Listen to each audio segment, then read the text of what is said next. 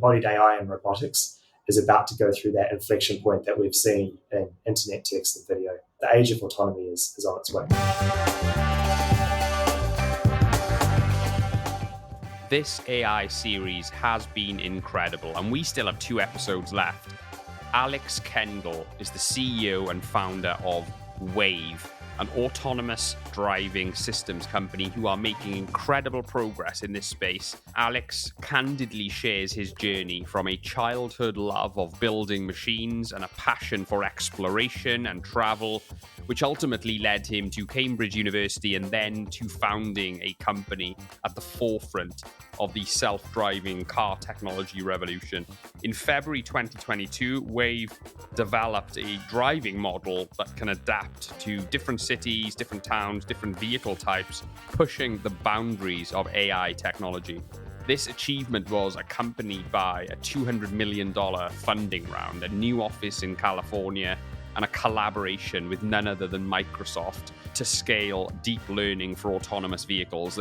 Recently, they made headlines when Alex actually took Bill Gates for a spin around London in one of their driverless vehicles. We unpack this whole crazy journey and talk about the future of autonomous driving systems at large. Alex is also an AI enthusiast and shared his thoughts on recent innovations and gives Kerensa and I his crystal ball view of the coming years, what he's excited about, and much, much more. This was an absolute treat for Kerensa and I, and I'm sure it will be for you. This is Alex Kendall.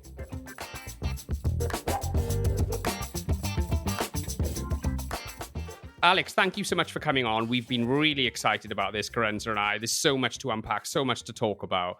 But let's start with a big question that we always start with. What are you most excited about in relation to the evolution of AI technology? Gosh, that's a big question to start with. But I think in the last 6 months has been just transformational for AI, and it's even surprised me as someone who's been working in this space for over a decade. But look, I think the trend that's been most interesting to me has been one that it hasn't always been the algorithmic breakthroughs that have led to these big breakaway moments and breakaway models, but it's actually been the curation of large data sets and compute that's unlocked these big moments. And I think as we've gone through seeing various forms of AI develop, to give you an example, like the image recognition technology we saw in the 2010s, they were built on convolutional neural networks that were developed in 1989 or around that time. And so it was the data and ImageNet and other image recognition data sets that really let us unlock this technology. And I think we're seeing a similar thing with the compute and language data that's powering these large language models that are coming to light right now. And so to build on it, the new trend that I'm excited about now, though, is this movement from AI being a task-specific application that, for example, if you want to build a system that can, detect different types of flowers and images, you'll get a very large data set of flowers and images and learn to solve that problem, to one where we're now seeing this task-agnostic ability of these foundational AI models. And I think what this is allowing us to do is to just expand the amount of data and compute that we can access to tie different tasks together to create these more general purpose learning machines. And I think that's the trend that I'm really excited about seeing today. Is there a particular app or piece of tech that you've been particularly excited about and using yourself, that you've been playing with? Because I imagine that, like many of us, you like a good play and you like experimenting. I think demos are the way to really connect this technology with the world. I remember during my PhD, I was fortunate enough to be part of the team who developed one of the first image segmentation methods using deep learning. And we created a web demo that allowed anyone to upload an image and it would segment out the different objects in that image. And, we had all these tabloid newspapers trying it out and uploading these weird and wacky images. And it really did capture people's imaginations. And so I think demos are really powerful. But the one that I think first jumped out to me most recently was these image generation models, Stable Diffusion, to name an example. And I think what was truly exciting for me there was seeing these images could bring together multiple concepts that you've never seen together before. An example like a dog sitting in a house made of sushi. Each of these concepts on their own make sense, but when you bring them together, it's completely unrelated, and they bring together something that makes sense. And I think that was really exciting to me from an AI perspective. That was a great example off the cuff, by the way. I commend you for that. I have to say, Kerensa, have you used Stable Diffusion at all? Yes. Oh, yeah. It's amazing, isn't it? My daughter, the 8-year-old daughter, absolutely loves it. We just come up with funny images and it just creates them. It's Yeah, with brilliant. the power of the creator. I mean, I remember years ago when UGC began to take off, and obviously the social media networks have enabled just the ordinary man on the street to be able to create and publish. And what the new technologies are doing is really democratizing the power to unleash your imagination and do amazing things. I mean, obviously you have to think very carefully about all the ethics around that, but it's an incredibly exciting moment in time. Yeah, and I have to say on Stable Diffusion as well, I don't know if you've come across Emad or any of the content he's created. He is so impressive in terms of the way he talks about AI, and he's a real thought leader and a name to watch in the future. I think he's really going to drive this space in terms of general AI, not just image creation or whatever. Was that a deliberate joke? Drive. Nice segue, Gareth. Yeah, I didn't intend that. So, look, I want to go back to the beginning, Alex. Could you just give us a little bit of a potted history of Alex Kendall from growing up in New Zealand right through to to today, and that bit in between? What set you on the path that you ultimately ended up following? I was fortunate enough to grow up in the South Island of New Zealand, in a city called Christchurch.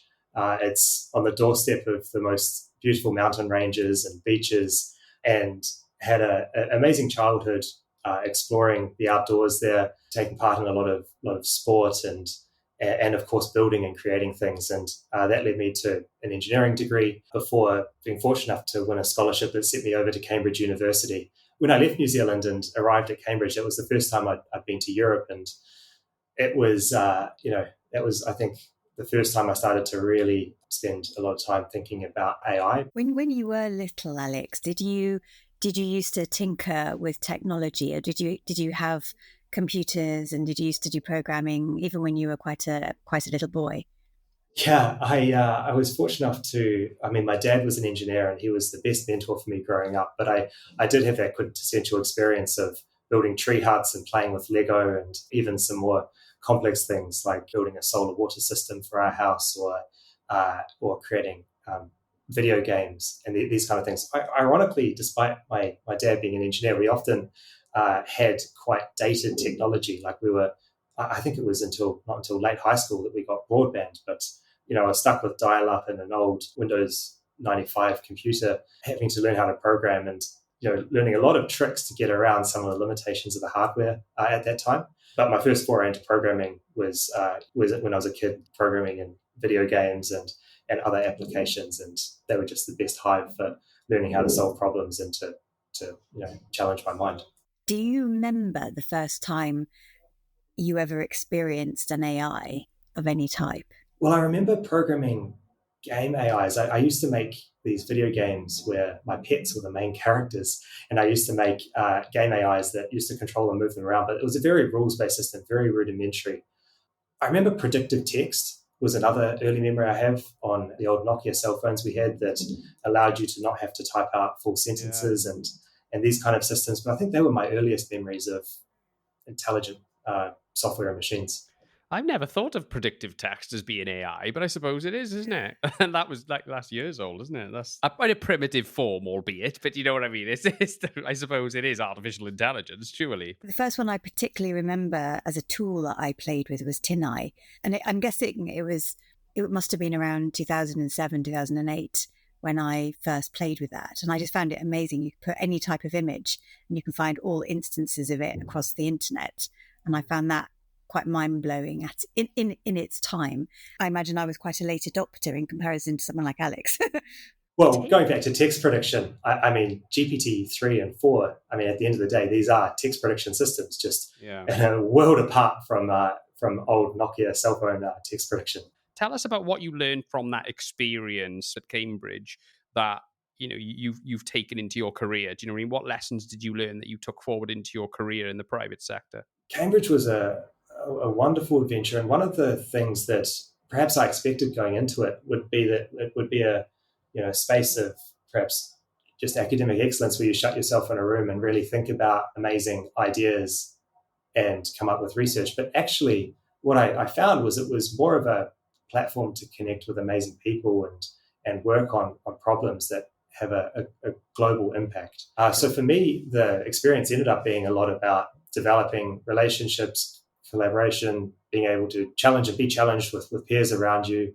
And, for example, having the platform to share research at conferences around the world, you're challenged by that, having to create narratives behind it, as well as a lot of the amazing thing about the collegiate system at Cambridge is that you're living, eating, and surrounded in a college with many other different disciplines outside of, say, engineering and artificial intelligence that my PhD research was in. So ultimately, for me, it all came down to the people. That's a lovely thing to say, Alex. It's really nice. And I'm sure all the people that were your friends and colleagues through that time, when they hear this, they'll feel just quite gratified. It's just such a lovely thing to say. And I'm sure they feel the same as well. I mean, going through that experience together and having the opportunity to learn from one another and have those kind of probably lifelong connections. Hopefully some of them will be still, watching your journey from afar, and some will be actually, still very close to you now. I hope so. I mean, I'm still fairly close, lifelong friends that I did make there. But also in my academic lab, I think, there's no two PhDs are the same. They're all very different. And I was fortunate enough to have, to be working with a professor, Roberto Cipolla, who was so supportive and engaged in entrepreneurship, but also provided the platform and freedom to really explore some quite contrarian and bold ideas, and that sort of environment of 3 years of my life to really sit back and think about, okay, just follow my nose of curiosity, think about what is the most biggest and important thing that I could work on, and then to go and really have the complete focus to go and tackle that. That's what I loved about that time. And do you think there's a specific thread in your kind of the entrepreneurship and the innovation that was sparking in you at that point in time that you've been able to carry through now in your journey as a business owner, as an entrepreneur, and as an innovator? Oh, absolutely. I mean, if you think about a lot of the research we were doing, I was always excited about how can we build real life demos and bring things into the physical world and show people and demonstrate impact. I mentioned before the image segmentation demo that we put together for SegNet as one example, but there were many others about building a localization demo that let you use your phone to take a photo and it would show you where you are in the city from that photo. Well, these kind of things that really brought to life a lot of the research. A lot of my research was motivated by real world impact, and surrounding that, I had colleagues and other folk at Cambridge that were taking the path of entrepreneurship, had raised venture capital, built early stage businesses, and built proof of concepts, and in some cases products that there were footsteps that I could follow in and be inspired by, and I feel really fortunate enough to have that ecosystem surrounding me. So could you tell us, Alex, about autonomous driving systems? How did that come about for you? Talk us through the embryonic stage of Wayve. How did it start for you? Where did it come from? And what was that early period of the company's history? Can you talk us through that initial phase of getting it up and running? There's probably one more piece to put in the puzzle, which is that as I was, my PhD was all about building, and my research was all about building intelligent machines that could see and make their own decisions. So being able to build computer vision technology that could understand what's around it, where it is, what's going to happen next, and all of these kind of questions from cameras. Because you had worked on drones as well around that period, hadn't you? Yeah, that's right. I got the chance to do some work on drones, on augmented reality, on business intelligence and analytics from camera signals, and there's many different applications of this technology. I think, and maybe this goes back to my interest in building physical machines growing up, but I'm fascinated about complex systems, and I think there's nothing more complex than AI, but I'm also fascinated with exploring and moving throughout the world, and I think the confluence of these ideas leads you to embodied intelligence and robotics. So that's what I've been pursuing my entire career. I had the chance in the middle of my PhD to go to Silicon Valley for a year and spend a time with Skydio, at the time, an early stage drone company. And I think there were a couple of things that were really amazing about that experience. Firstly, it still always comes down to this theme of people, and some of the amazing leaders I got to work with there, Adam, Abe, and Heike. It was incredible to work with folks like them and see what it's like to go through a startup journey and learn what great looks like. But more specifically, in that year, we were working on a drone that could essentially autonomously fly and follow you down a mountain, dodge trees, and film scenes and really bring to life the world around you. So the great thing I got to do there is help bring some of my research onto the drone and enable it to actually fly and follow people and film them autonomously. So that was an amazing experience that opened my horizons to startups, to commercializing technology, and to what teamwork at a greater scale than academia looks like. When I came back to Cambridge, finished my thesis, the reason why I wanted to apply some of these ideas in autonomous driving was, I think, more driven by the scale of impact that space can have. And I think, for me, autonomous driving is going to be the first time we see AI systems embodied in the physical world, operating in an open environment. It's going to completely change the way we move, both people and goods in cities. And if you think about the impact of the accessibility of vehicles, what transportation does to our lives in terms of allowing us to connect with family and friends, to be able to receive and move goods, the level of scale of impact, if you put it in monetary terms, it's estimated to be of the order of $6 or $7 trillion in terms of urban mobility globally as a market size. I think that level of impact for me is what drew me to that problem space. Wow. Okay. Can you just unpack autonomous driving? What exactly do you mean by that? Autonomous driving is, I guess, the definition I'd make towards that, and I guess it's important to draw a distinction between driver assistance technologies, where you have a user in the vehicle who is legally responsible for that vehicle, but you have technology that assists them how to drive, whether it's highway assistance or automated parking or technology like this. And autonomous driving, I would define that as it's when you have vehicles that can move around without a liable operator in the vehicle itself. Now, there may be some remote monitoring or some other forms of fleet monitoring around the vehicle, but the vehicle itself is driving without any liable humans in it. I think that's the best definition. The other thing, the important thing to consider, though, is the operating domain of that vehicle. Where can it drive? How can it drive? What can it do? And so when you start to think about defining autonomous vehicle applications, it's about, is that vehicle actually fully autonomous, and where and how can it operate? Yeah, I asked you that for, obviously, I think there's a bit of confusion around that, isn't there? And so just as a bolt-on question, Alex, where do we stand legally right now then? Because I understand that if I was driving an autonomous car, I can't just go and have a sleep in the back and it takes me to my destination. I have to be there by the wheel just in case type thing. Can you maybe give us a bit of context around where we are legally with this technology right now? Yeah, of course. Autonomous driving is actually here today in a certain sense of the word. For example, if you go to cities like San Francisco or Phoenix in Arizona in the United States, or some other areas throughout the world, you can actually download an app, call a robotaxi, and it'll pick you up with no one in the driver's seat. So the service is here today. Really? Like right now? Yeah, you can fall asleep, Gareth, if you want. You can. That's my dream.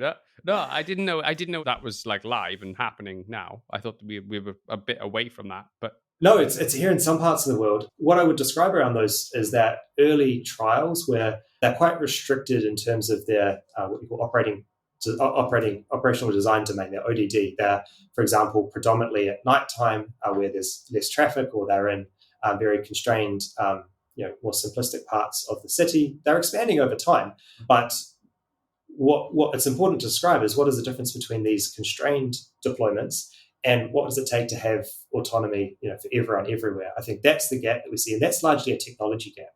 But on the regulation side, which is the question you asked, we see regulation in place that can allow that technology to operate in places like the US. The UK has some catching up to do where we're headquartered, and we're working with government right now on putting in place the legislation to enable that. But there are examples of this that is where it is here today. If an autonomous car were to park illegally, does the autonomous car effectively have personhood, and or can it be prosecuted? Hey, so that's one of the interesting questions that we have to work through for autonomous vehicles, and I guess for AI more generally. But legislation and then sort of commercial contracts should define how that liability works. But for the first instance, we're certainly looking to build autonomous vehicles that coexist with society today, and will match the road rules and culture that we expect today. Yeah, that makes a lot of sense, because you've also done some incredible things with the Ocado group. Do you want to tell us a little bit about that? Yeah, absolutely. To talk about what we've done at Wayve so far so we've spent the last 5.5 years developing what we think of as a next generation approach to autonomy. So it's a real AI first approach that builds one single giant end-to-end neural network that's capable of doing something similar to what I described in my PhD, understanding the world around it and making its own decisions on a vehicle and understanding the complexity of the environment it can drive in. That's really powerful because it means that you can build the onboard intelligence to operate with a leaner set of vehicle hardware. It's more accessible and integratable into different kinds of vehicles, and it can scale to environments that haven't necessarily been charged and ensured that they're issue free. So it's much more adaptable and scalable system. If you contrast that to basically where the industry is at today, the industry's built on top of robotics technology that is, in some cases, over a decade old today. It's a very hand-coded approach where you break down to the problem into different parts like traffic light detection, lane detection, mapping, motion prediction, and build components for each of these. Now, each component of that stack will likely use an AI system today, but the way it's put together is all engineered and hand architected. On top of that, these vehicles are told how to drive through a high-definition map, a map that describes the geometry and the layout of road scenes and essentially creates a path for that vehicle to follow and tells it how it should drive. Now, the great thing about that technology is it's proven that self-driving can work with extraordinary amounts of time and cost in the orders of billions of dollars and many years. It's been able to deploy in some of these scenarios in these domains like San Francisco and Arizona, but at an extraordinary cost. The vehicles have 30 cameras, over 5 radars, 5 lidars. They've got a lot of sensor equipment on them, as well as a ton of compute that makes them costly to run, but also operate in terms of building and maintaining that high definition map. With our approach, what we've been able to do is pull away all that infrastructure and create a system that focuses on making the vehicle more intelligent. With the onboard intelligence, it doesn't need a high definition map to tell it how to drive, but a system that can drive based on what it sees. And so in the last 5.5 years, we've been prototyping that system. To go back to the question of our trials with partners like Ocado Group and Asda, so these are two of the largest grocery businesses here in the UK, we've been able to deploy our technology in grocery pilots. For example, with our partner Asda, we are now delivering groceries in a trial in parts of London. Really? We are.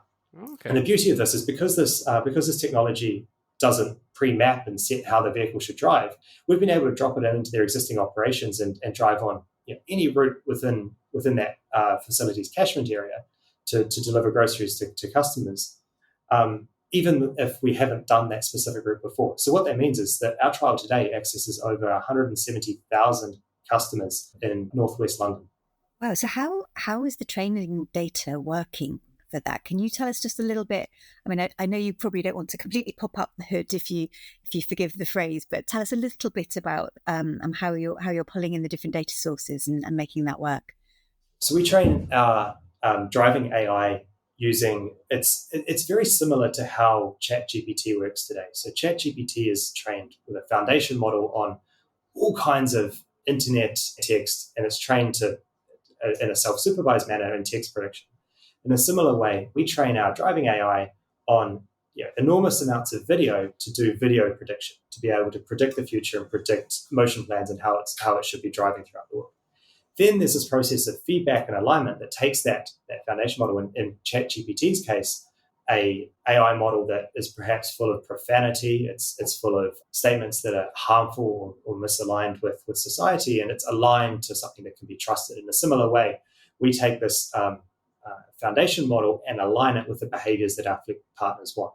So whether that's a grocery company in the UK, a ride-hailing company in the US, or a public transport fleet in Europe, we want to be able to see all of this data used to align our driving AI to be trusted in that jurisdiction, whether it's to adapt to different driving cultures, like driving on the left or the right-hand side of the road, or dealing with different behaviors like the four-way stop signs that you see in the US or the drivers that you might see down in Naples in Italy. We want to be able to align with the local driving culture and ensure that the system is trusted and safe. We do that through this process we call fleet learning, which is adapting the driving AI to fleet data. That's really interesting. You touched on the fact that you're using supervised models. Do you mind, just for our listeners who might not be so familiar with all of this, talk a little bit about supervised and a little bit about adversarial networks, just so people understand a bit more about what that means? So we largely train our system using self-supervision. This is a synonym of unsupervised learning. So it's actually not supervised. Supervised learning is where you specifically tell, or you give a labeled example for the AI to predict. So if you have an image of a traffic light, you might label and say it's a red light or it's a green light, and you tell the AI to predict that label. Whereas an example of unsupervised learning is when you take a video and you watch the first couple of frames of that video and you train it to predict the next couple of frames. There's no human labeling there. It's learning from inherent structure in the data. The advantages of that is it's much more scalable because you don't need to use expensive and onerous labeling tasks on the data. It also lets you see much more diverse data because you can look at the inherent structure in it rather than having to get clean structured data sets. And so that's largely how we train our system.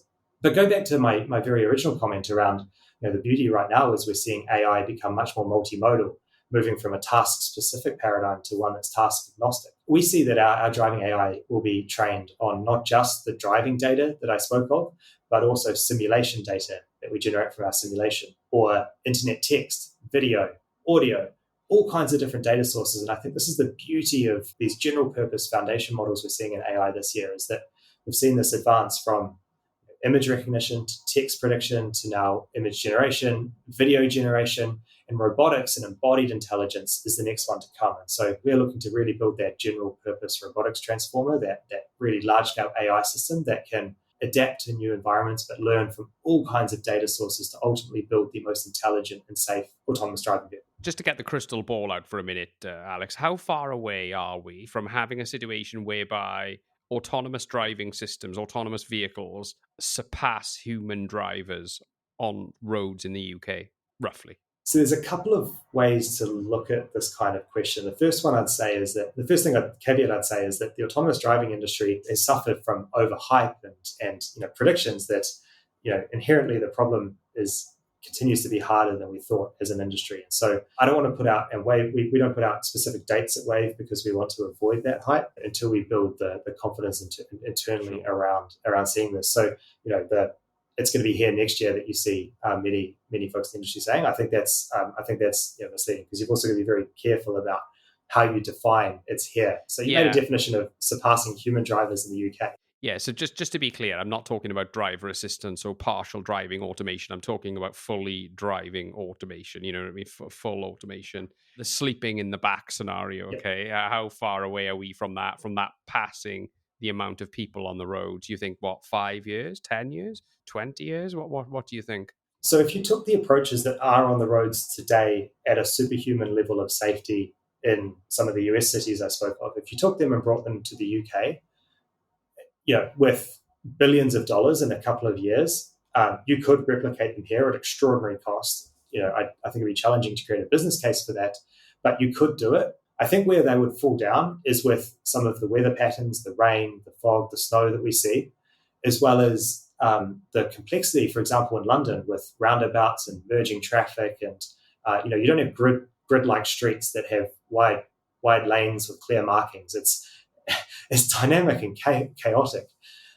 So I stand by that. I think a different approach is needed to bring this technology to a city like London. And we certainly think that if we can get our technology to work in London, we should be able to bring it anywhere to the world, even a place like for example, Mumbai. So it's not going to be here tomorrow or next year is what I'm trying to say. Having said that, the rate of progress we're seeing in AI and the rate of development that our team has been able to push, we're seeing traction in building this technology and even starting commercial trials.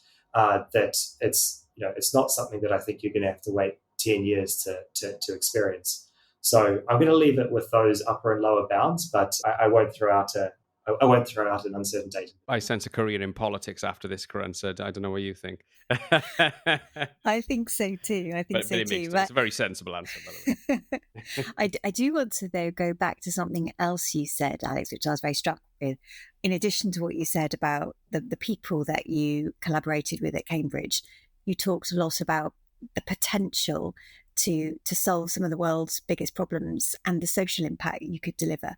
So just whizzing that right up to the future and taking, where you are right now and where you want to, sort of building on Gareth's point, where you want to take the future. What are the kind of big problems that you'd love to be able to solve using some of the technologies that you've built? Oh, look, let me start with autonomous driving. I think if you think about the opportunity autonomous driving presents, a lot of people talk about on the safety side, and I think that's a really key part of it, being able to address the 4,000 deaths a day we see on the roads from vehicle accidents. I think there's a bit of nuance there, though, because the vast majority of those deaths do come from developing countries. And actually, you see that modern automotive technology can mitigate a lot of them, but we still see a large number of road deaths and life-changing accidents, even on UK roads. So regardless, there is a definite safety problem to be addressed. And look at the airline industry as an example that in 2019 had a year of no deaths in commercial aviation. And so I think that's something that we can and should push for as a mobility sector.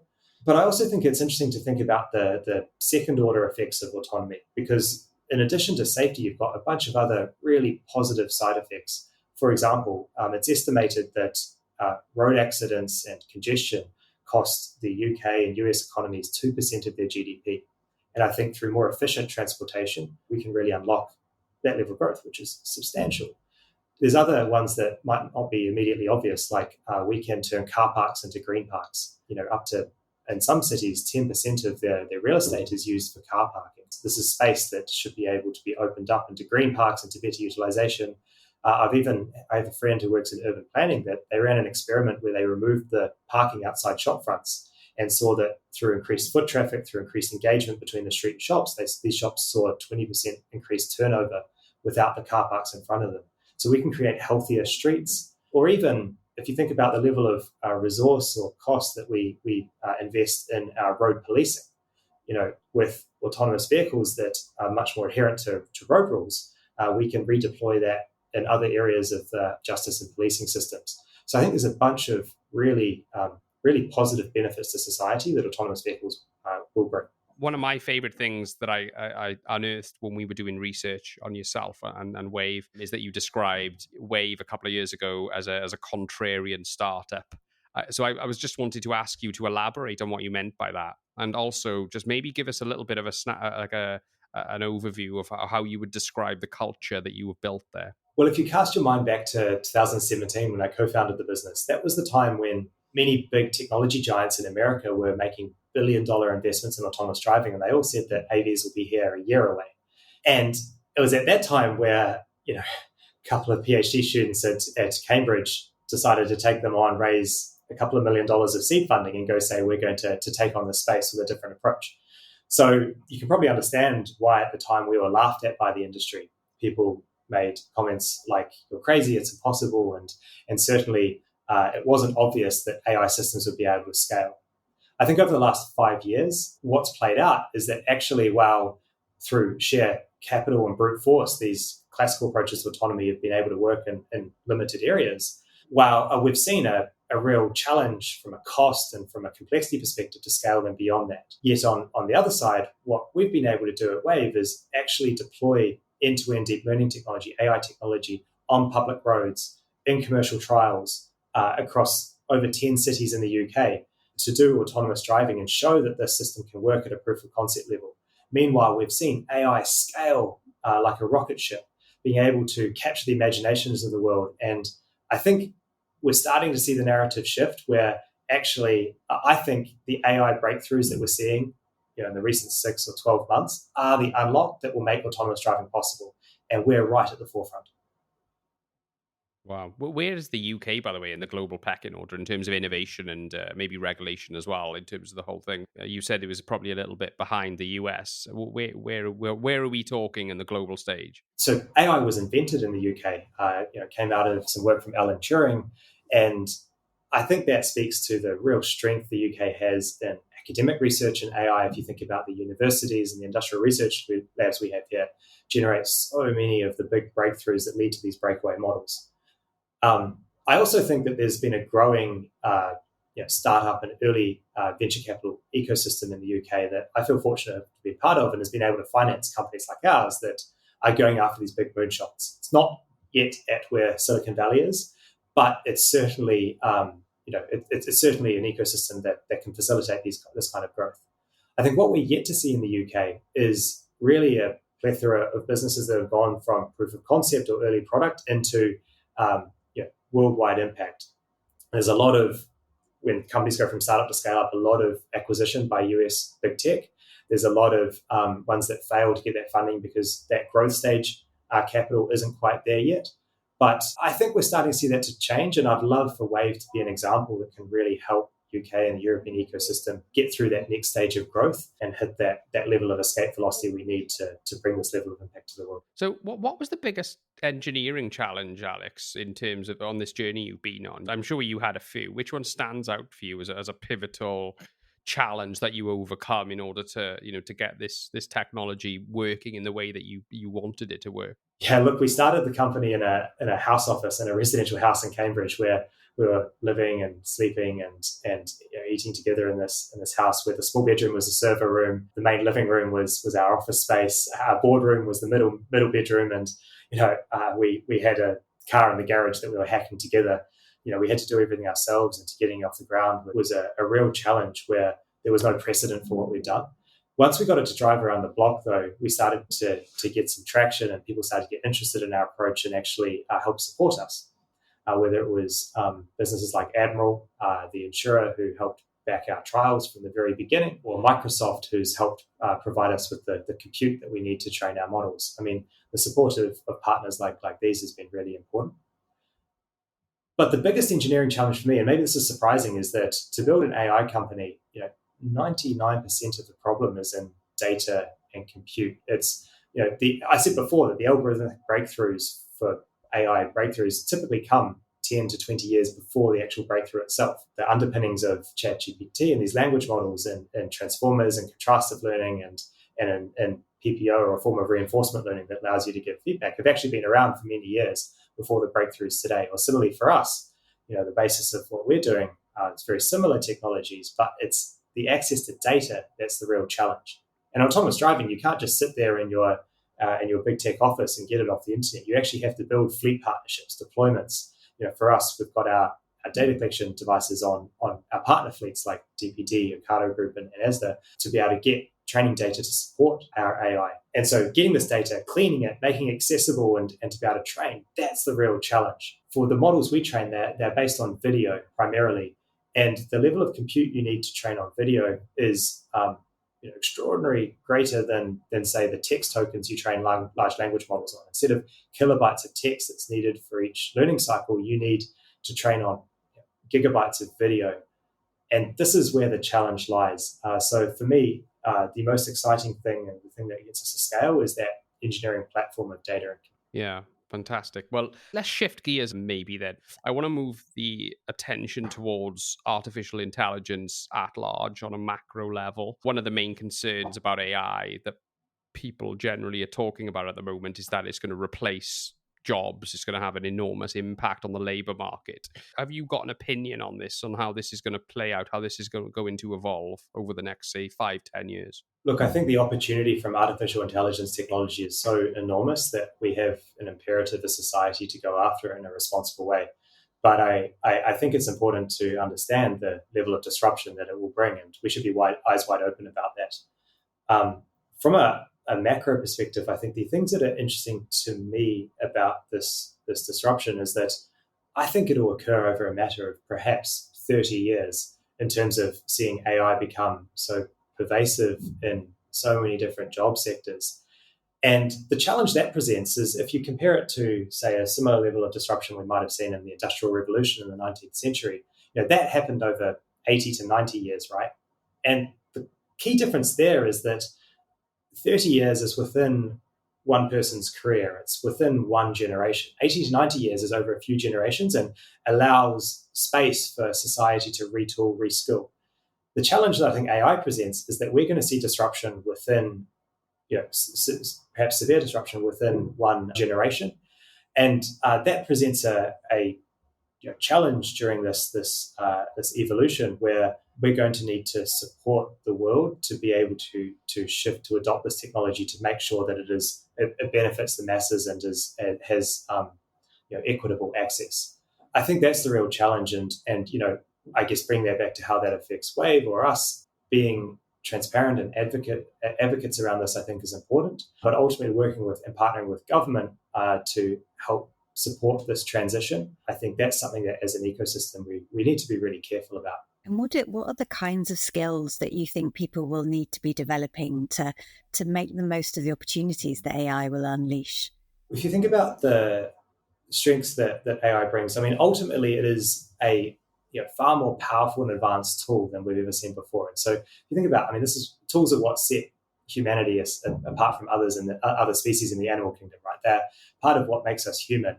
And AI is a rocket ship version of what, say, calculators are to accountants or X-ray machines to doctors. You could list many other examples of tools. And AI is going to be a similar accelerant, right? So it's going to give us much more agency as a society. It's going to let us achieve a lot more if we build it in the right way. And I think that's the vision that we need to see with this technology. What is AI good at? Well, AI is fantastic at making clear data-driven decisions. It's fantastic at indexing and searching and presenting knowledge. So I think that's where it really shines, as well as areas where there are significant safety concerns. I think that's where you need automation. And at school, what are the kinds of things that you think children should be learning in order to make the most of it? Yeah, look, I think it's really important to be curious about this technology, to be early adopters of it, whether that's just playing with it, understanding it. Some of the demos we've spoken about, whether it's Stable Diffusion or ChatGPT, they're fairly accessible, free to access if you have an internet connection and a browser. And so being curious, playing around with it, I think is really important. But then also challenging yourself around where can you benefit from it. I think these can be extraordinary tools to improve. If I was at school, I'd love to have these tools to help write some of my essays and elevate my thinking to higher level structuring and narrative and strategy, and avoid some of the lower level tasks when it comes to actually putting pen to paper. And so I guess all I can say is be curious, be an early adopter, and challenge yourself where you might be able to benefit from these tools, because I think they'll provide a competitive advantage. Yeah, it's a great tagline, isn't it?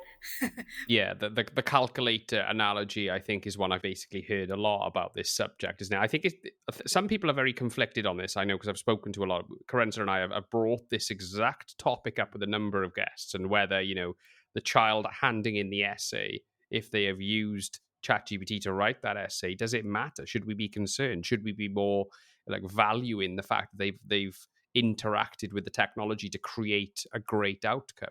So in terms of ethics, then, let's just maybe quickly cover that. What ethical considerations, in terms of the widespread adoption of AI technology, what ethical considerations do you think this is going to throw up?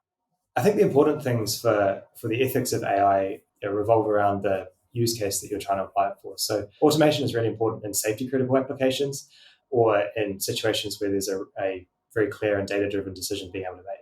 I think the corollary to that is that humans and human capabilities can really thrive where there's a subjective decision to be made, where it's driven on human nature, human relationships, or where we want to take and have agency for a decision that's made on top of tooling or analysis and enabled by AI. And so I think we should be clear on two things there. One is the expectations, and two is the boundaries of an AI system. If we're clear on the expectations, it means that we won't overly rely on it or expect it to do something that it's simply not capable of. And that comes with really being able to validate the capabilities and transparently understanding what it can and can't do.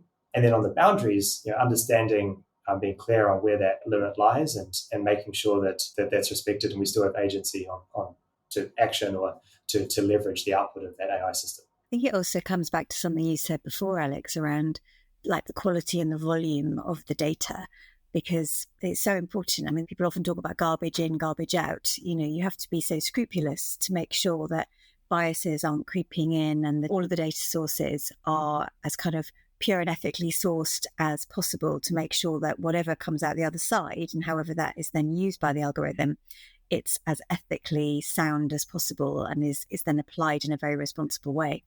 I agree. And I think it's also important to consider the application of the AI itself, because the risk profile and the value profiles are very different if you have a search engine, for example, or a accountant or an AI doctor or an AI driver. The value that it's providing is very different in each of those, but also the risk. And so having regulation or ethical values that you apply broadly to all AI is, they're perhaps as a base level like we have in human society, a base level of ethics and morals that we should expect from one another. But more specifically, when it comes to the application, you really need to consider things on an application by application basis, because the way that we think about validation and the risk in, say, the medical space is different from some of the others we cited. We might even see in the medical space that if an AI system can give a better insight than a medical professional, then we may even see, say, insurers mandate that in order to facilitate the insurance claim, that a decision needs to be made or checked by an AI system. And so I think where these systems can actually improve the ability of society, we do have an imperative to adopt them. So, Alex, I started the interview by asking you about what excites you most about the evolution of AI technology. So I just wanted to flip that and focus on what you were most fearful about in relation to AI technology innovation. I feel concerned about what it's going to take to deploy AI systems at scale in the right regulatory environment to achieve this kind of future that we've been describing. It's a really complex challenge with so many different stakeholders. And so to create the environment that facilitates innovation, that allows us to move fast, allows us to iterate and improve, while also being responsible, making sure that we can have provable levels of acceptable safety and really build trust of these deployments. When you then layer on that these things are so different in each application, like we discussed, whether it's a medical, whether it's an application, whether it's a search engine, or whether it's a social media or a self-driving car, that's a really complex set of challenges for regulators. And I think that's going to be a significant hurdle for us to jump through to get this technology to the level of impact we need. Yeah, I think keeping up with the innovation, I think is absolutely right. I think it's going to be interesting to see how that plays out. What advice do you give to people who are fearful about the evolution of AI and think we are heading towards this Terminator 2 Skynet situation? What advice do you give to the cynics, Alex? Well, sounds like they should use ChatGPT to go write a sci-fi book. No, but more seriously, I think there's so many possible futures. If they're genuinely worried about it, then I encourage them to join the industry and actually take part in helping to make sure we don't build that future. If they're worried about it from an armchair observer's perspective, then I think it's important that we talk about these issues, that we debate them, but also understand the realities of where we are at today. And I'm optimistic that the trajectory we're on today, and what we as an industry and Wayve and other actors are building, is certainly building a much more effective future, like the vision we've been describing in this conversation. Take part, or make sure you're grounded and engage in constructive conversation. Yeah, fantastic advice. So I know we're coming towards the end now, Alex, and we've covered so much ground here that I could literally talk to you all day. I'm sure Kerensa feels the same, because I totally geek out on this stuff. And I know you're a young man, okay, but I'm just thinking, looking back on your career to date, if you could have a conversation with, let's say, 21-year-old Alex, what would you tell that guy? What advice would you give that guy? Oh gosh. Meeting 21-year-old Alex would be crazy days. And I also am aware that I'm very privileged to be able to say this, but really prioritizing learning and experiences over, say, money or material things is something that I think pays absolute dividends in your life.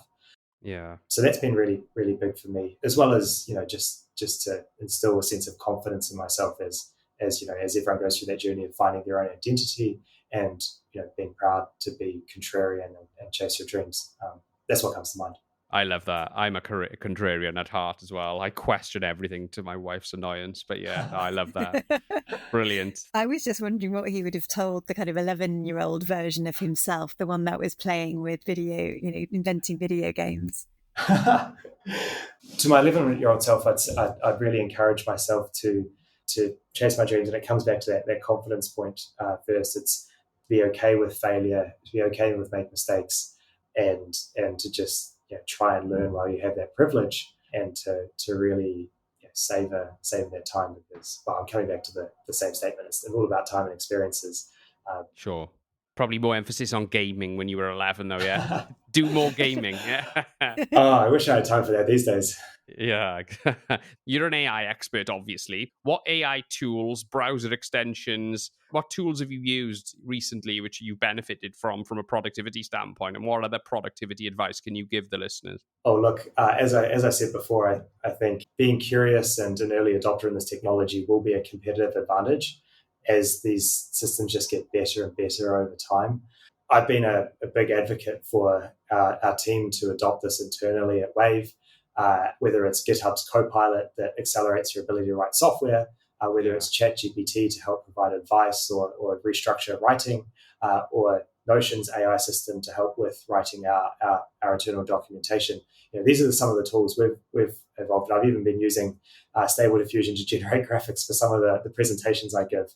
I think that learning how to write prompts and engage these systems, it takes a bit of time and investment to actually make it a value add and not just a gimmick. But prompts into ChatGPT like, you are a chief of staff at a technology company, answer concisely. Please help me by summarizing these statements and then putting text in or helping to reformat things or even asking for advice. It can be a remarkable coach.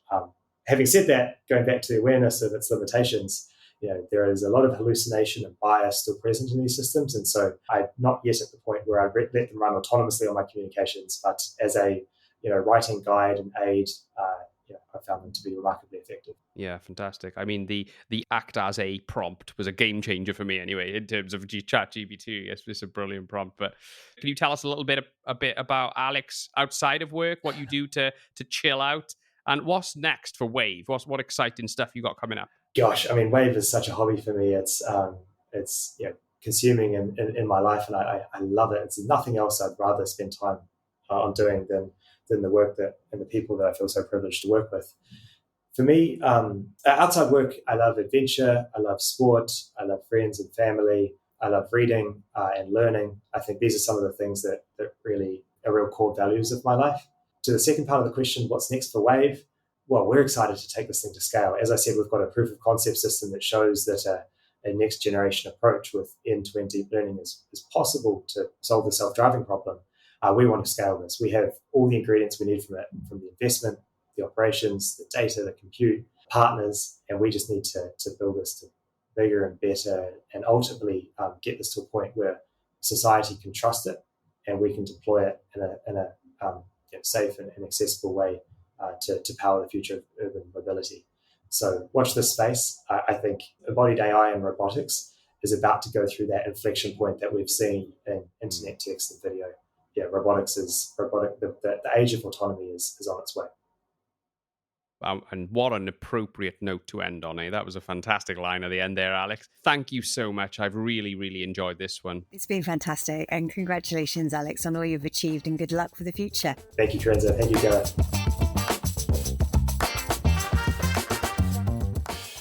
I mean, I think, definitely a superstar of British business within the tech AI space, at least. And I think we're going to hear a lot more about Wayve and also autonomous driving systems and driverless cars are just going to be everywhere soon. It's inevitable, isn't it? So privileged to get Alex on and talk about some of the amazing topics and things we discussed. So he said what scares him most about AI. I think it was a very different answer to this question. I did ask a couple of the guests this as well, and they didn't really bring this up, and I was quite surprised by this, especially coming from him. He basically said that he thinks AI has the propensity to maybe become too complicated for humans to actually sort of build on. Basically, I suspect what he's getting at is that we may lose control a little bit, possibly. And I think for him, who's obviously understands that the technical element of artificial intelligence, I think that is quite a profound statement. Did you have any thoughts on what he said, his answer to that question? Yeah, it just struck me that he's someone who's thinking incredibly deeply about it. And because he is a data scientist himself and an engineer himself, he can sort of almost horizon scan and future gaze and think about what the potential impacts could be of the future. So I think we're in safe hands with somebody like him because he's worrying about it it's the same. I mean, here at BT, we've got the most incredible data science lead in Zoe Webster, and she spends a lot of her time thinking about the risks and the challenges. And I think it's sensible that the engineers are thinking all of this through, so that we can ensure that we safeguard the world for the safety of the human beings, the environment, and all of us. And I think it's the sensible thing to do, to be thinking all these things through. Yeah, absolutely. You want your best people working on your most difficult problems, don't you? So was there anything else that sprung to mind, or anything else to add? Well, only that you missed the big one there, Gareth. It's like, clearly Wayve is making waves.